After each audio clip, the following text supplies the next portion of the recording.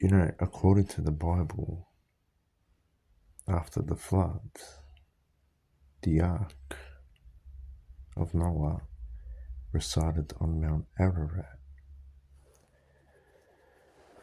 Now,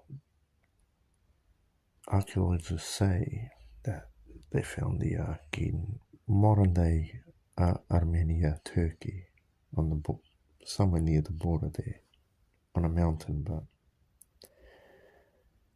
now, this is the actual Ark, though.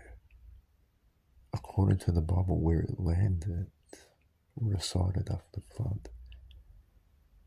And you can tell by the measurements that God told Noah to build the ark.